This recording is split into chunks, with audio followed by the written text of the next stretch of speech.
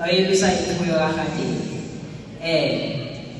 Ukuba sibona apha ukade imfuyo enjapha ebaleni, inkwenkwe elusayo ke inikwe amaRhewu njengesidlo sakhe sasemini.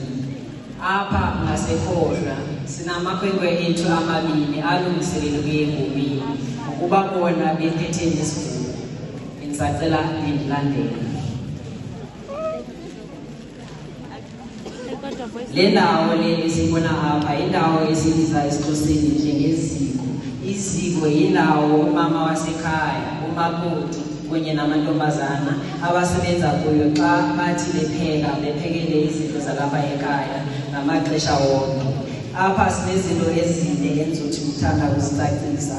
Sinonqawa, sinonqantathu, sineenkuni, siphinde sibe nembiza yokubheka amanzi. Unqawa imbiza yesiXhosa esithi sipheke ngayo. Unqantathu yindawo esibeka kuyo phezu kwayo unqawa ukuba angawi xa siphekayo. Iinkuni ziinkuni zomlilo esithi sibase ngazo zenza umlilo esipheka ngawo. Ndiyathemba ukuba basilindile ngaphakathi, masingeneni.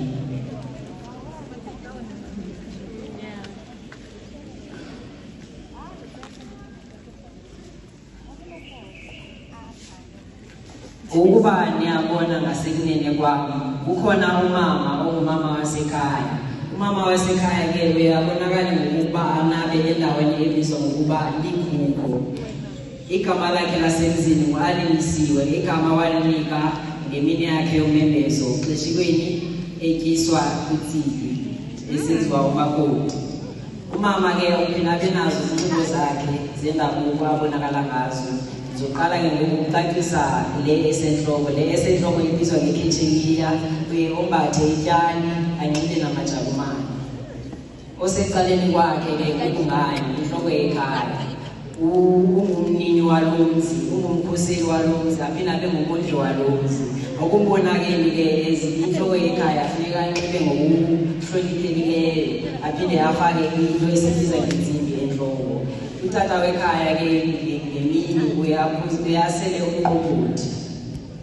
If singabheka ngasekhohlo kwami siphethe amagqiyazana lapha ekhaya amabili. Enza umsebenzi obalulekileyo kakhulu owenziwa bomama namantombazana.